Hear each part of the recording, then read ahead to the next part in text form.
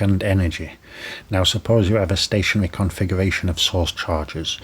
If you want to move a test charge Q from a point A to B, how much work will you have to do?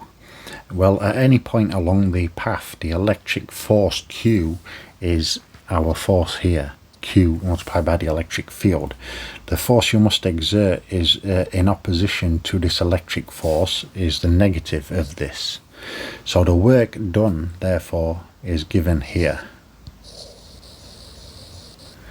Now we notice that the answer is independent of the path you take from A to B. Now in mechanics then, we would call the electrostatic force conservative depending on the charge Q. So we have this here. So the potential difference between the points A and B is equal to the work per unit charge required to carry a particle from A to B.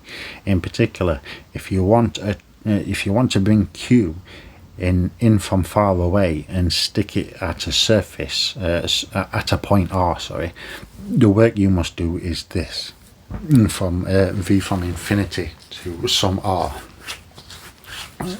Now, so if you have the reference point at infinity, our work done is simply this. In this case, potential is the potential energy, the work it takes to create the system per unit charge. Now, just as the field is the force per unit charge, the energy of a point charge distribution. Now, how much work would it take to assemble an entire collection of point charges? Now, imagine bringing in the charges one by one from far away. The first charge, Q1, takes no work since there is no field yet to fight against. Now we bring in a charge Q2. This will cost Q2 V of R by R2, where V1 is the potential due to charge 1, and R2 is the place where we are putting Q2. So our work for W2 is given here. Now where R12 is the distance between Q1 and Q2. The charges are unrealistically at rest. Now we bring charge 3. This requires work as such, where V12 is the potential due to Q1 and Q2, namely this here. Thus, in this instance, our work for 3 is given here. Now, similarly for W4, we're given here, and again, we can keep doing this, and by principle of superposition, we'll get more and more. So, the total work necessary to assemble the first 4 charges is then this. Our combination of the way these are assembled, or drawn pictorially here. Now, we have a general rule.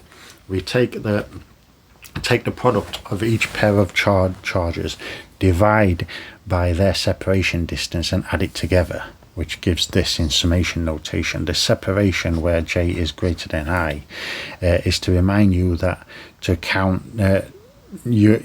remind you not to count some pair twice.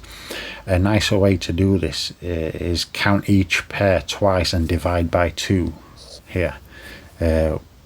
From our 8 pi, so this is this divided by 2 here, and this does not equal on the order assembled charges. This does not depend on the order of assembled charges. Now we pull Q of I, pull out Q of I, so we'll get this here in our summation notation. The term in parentheses is the potential at a point R of I, the position Q of I. Now, due to all other charges, all of them,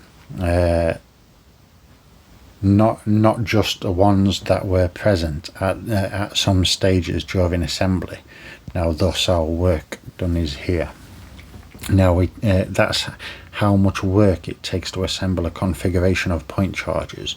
It's almost the current of work you'd get back if you took apart the system. in the meantime, it represents an energy stored in the configuration, or aka potential energy. Now, the energy of a continuous charge distribution for a volume charge ρ will have this, as we established before for our volume charge. The corresponding integral for a liner surface charge is given here.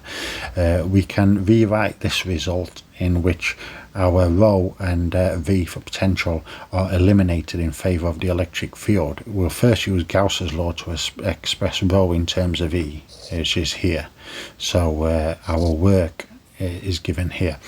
Now we use the integration by parts to transfer derivative from E to V, namely here. But we know our divergence of our potential is the negative of the electric field. So likewise, this reflecting our integral for our work. So the contribution from the volume integral goes up and the surface integral goes down. Now, as you take larger and larger volumes in particular, why not integrate all of space? Then the surface integral goes to 0, and we are left with this for all of space. Now, example, find energy of a uniformly charged spherical shell of total charge Q and radius R. Now, from the equation we already derived our work done here, and we use the surface charge given here, and now the potential at the surface of this sphere is given by this. So our work done is this. Or inside the sphere, where our electric field is 0, and outside. So our E squared is simply this. Now therefore our total work is all of this here, which leads us to the final answer here, which again, this is like our